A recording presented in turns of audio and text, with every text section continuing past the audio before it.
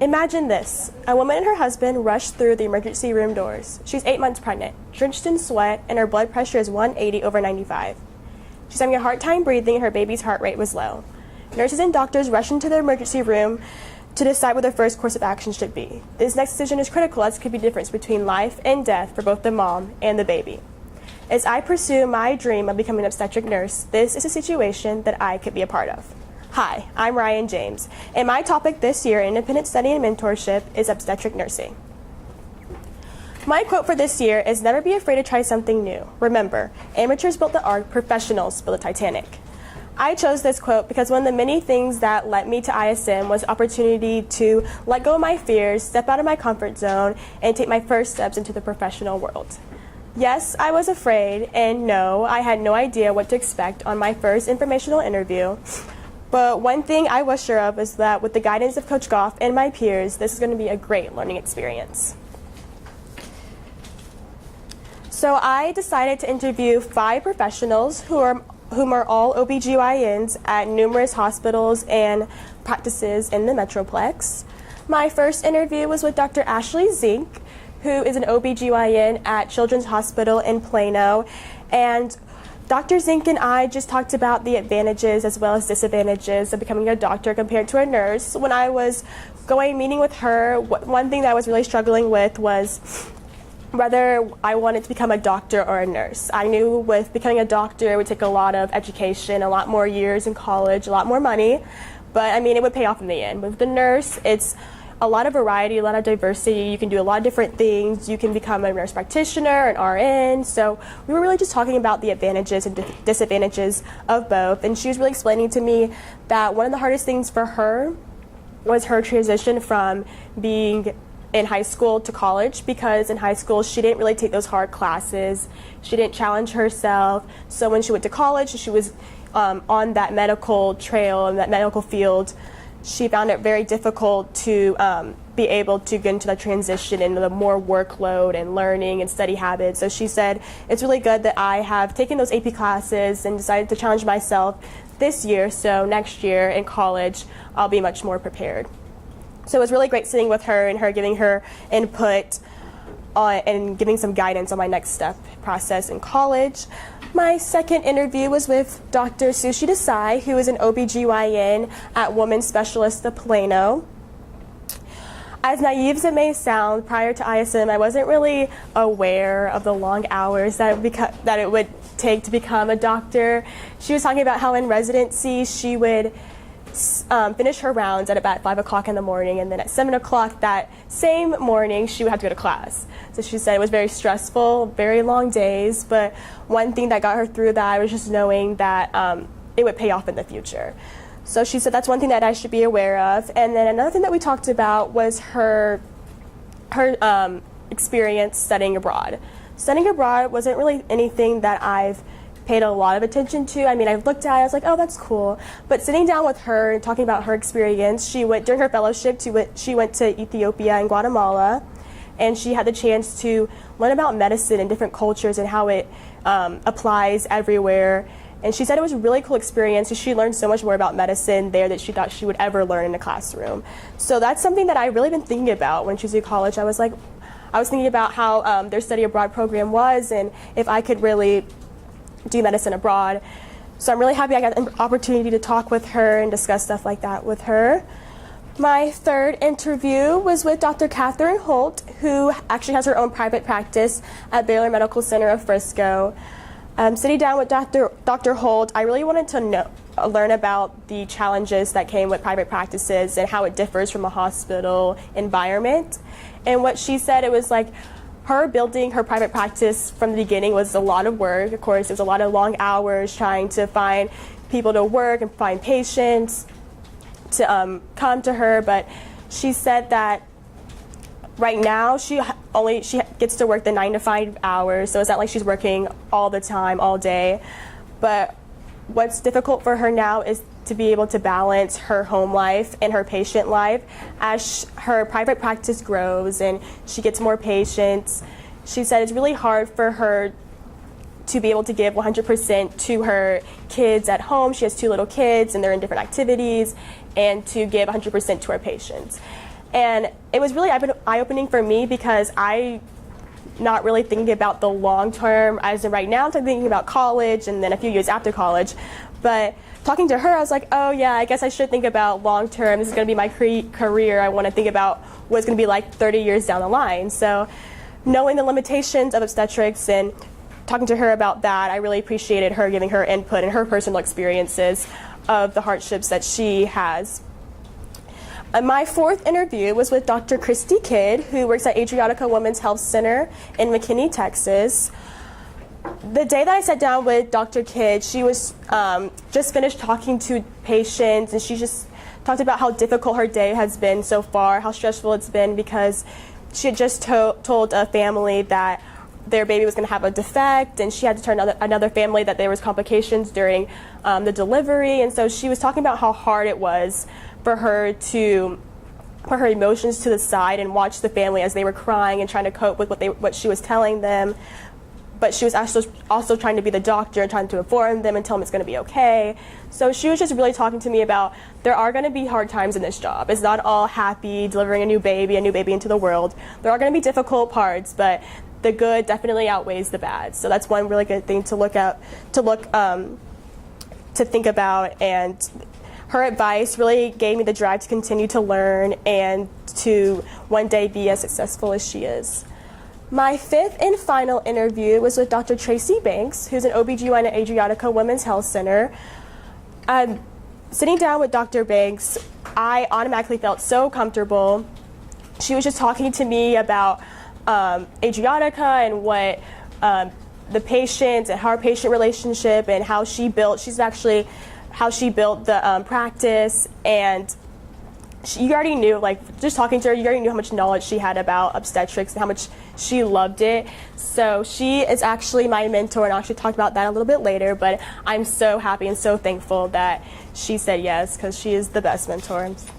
So after I finished all my interviews, I decided to do some research over things that I wanted to learn more about, or things that, some terminology that I wasn't so sure about. So my first few articles examined the steps to becoming a nurse, and it just talked about how the annual salary, how many hours it takes. It talked about how after you finish nursing, you have to do like 2,000 hours outside after you finish, 2,000 hours in the field of experience, and then you have to take a test to become an obstetric nurse. So it's not just going through nursing school, you have to do like a lot of experience in the field. And then I also learned about the evolution and the history of obstetrics, because I think it's really important to know like where everything started, to know where it's going to be in the future. So I looked back at some articles, and it just talked about how in the 20th century there were a lot of deaths of the babies in hospitals, more in hospitals than there were with private practices or with women who were giving birth at home, because one of the things that they didn't do was wash their hands. So I just thought, oh, that's something that we take for granted, washing our hands, something that we just do like automatically. But back then that wasn't something that they just thought of doing. Bacteria spread and all that. So I thought that was very interesting. I also looked at unfamiliar diseases and disorders of the baby and the women, and I just really wanted to learn more about the medical terminology and to see what else I haven't learned. So I looked at that, and then that led me into my original work. As I started brainstorming possible ideas for my original work, I remember a documentary that I watched last year about cord stem cells research. And then I wanted to educate myself more on this topic, so I did a little bit more research online, and I found out that cord blood research is something that has been out there for a long time, but a lot of people don't know about. So I created a PowerPoint that highlighted everything about cord stem research, and then I wanted to present this to a Lamaze class, because I wanted women to be able to, women and families that are expecting, to be able to know what cord blood stem cell research was, because I think it's so important for someone to know about this, because it could possibly save the lives of babies or the baby's relatives, and it's something that's so simple and so easy. So once I created this, my original work, once I created my website, I contacted a lot of different Lamaze classes and clinics to see if I could present like the last 10 minutes of their class. And as I called, and a lot of people were just like, no, no, no, I soon realized how controversial the topic was. I wasn't really aware that it was such like a iffy topic. So after doing that, I was like, oh, I guess it's kind of a controversial topic.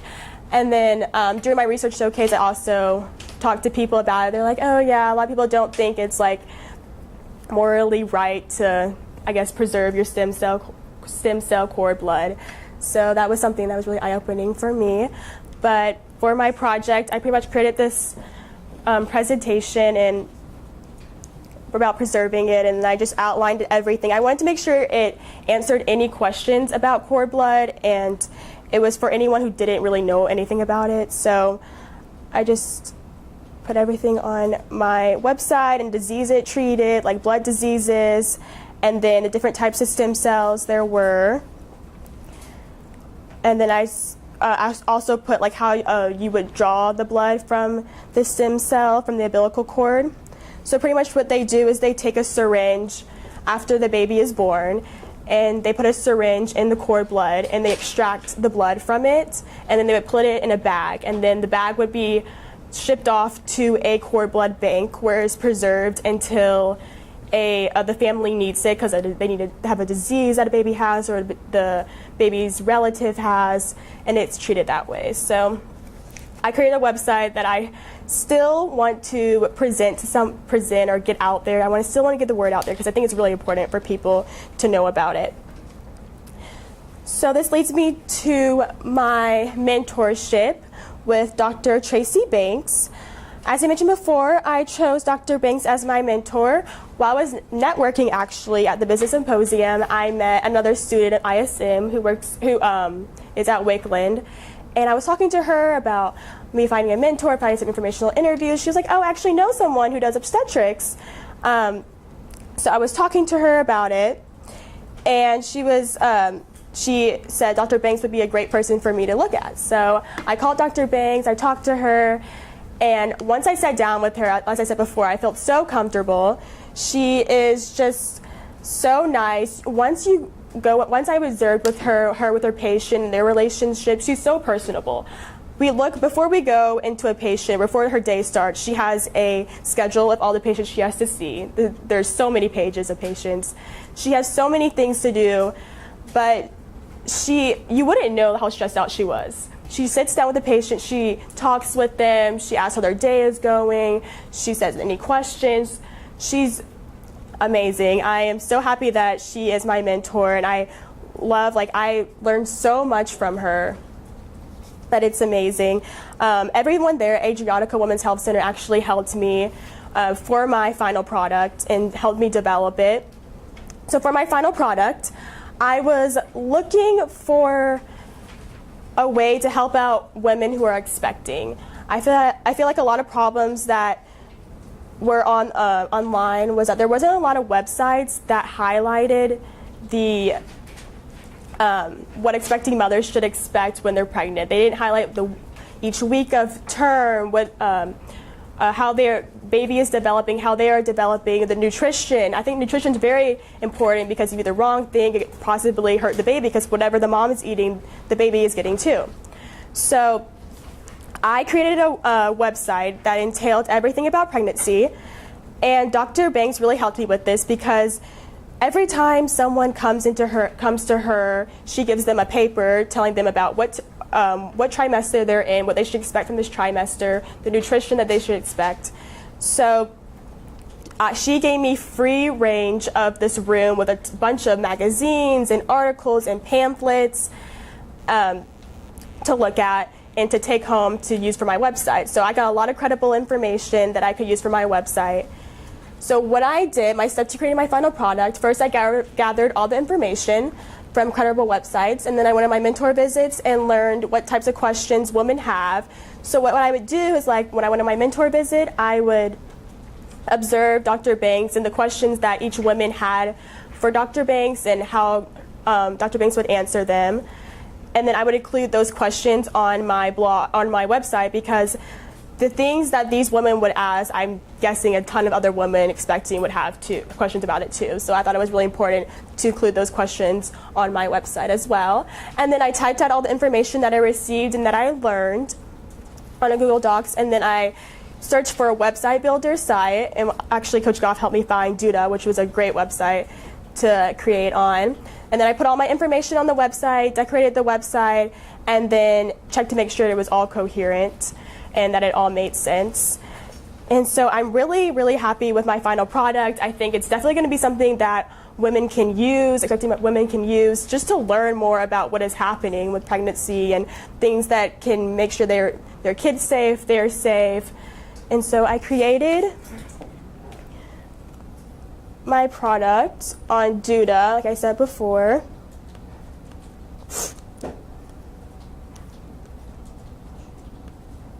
And I put what to expect when expecting, and then there's just tabs of each trimester, so women can just look through each trimester of pregnancy and some tips to help them and what they can expect during each trimester. And then the big day, I outlined what they should bring in their bag with them to the hospital, and then delivering the placenta. And then postpartum. Postpartum I thought was a very important slide because a lot of women don't talk about postpartum because it's something that's very personable. So I wanted to make sure I included that on there to make sure all women knew that it's something that happens to everyone. And it's very common. And I also included something all about you for the moms, just to talk about some things about their skin or their heartburn or staying active and the skin-to-skin contact. So I made sure I outlined everything on my website, and it would be a place for women to get all the information that they needed.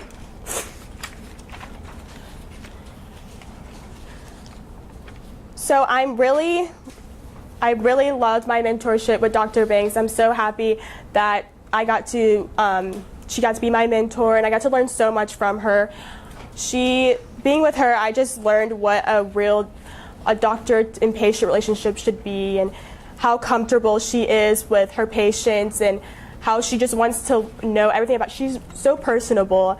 That's what I want to be like one day. Like the American actress Rachel Boston once said, "Keep looking up. Learn from the past, dream about the future, and look up. There's nothing like a beautiful sunset to end a healthy day." For the future, I plan on attending Texas State University in the fall and majoring in nursing. I would like to thank Coach Goff and my parents for their constant support, and Dr. Banks for being so gracious and taking time out of her busy schedule to teach me so much. I look forward to the experiences as well as challenges that nursing will bring. And I just want to thank you all for taking time out of your day to come listen to my speech. ISM has been a great journey for me. I've learned so much about obstetrics, and I'm so happy that I took this class before college because I know that obstetrics is what I want to do in my future. I love the relationships that doctors and nurses have with their patients, and being able to be there on such a big day in a family or a woman's life is so important for me. So I'm so happy that I got to be on the ISM journey and learn so much. And thank you for listening.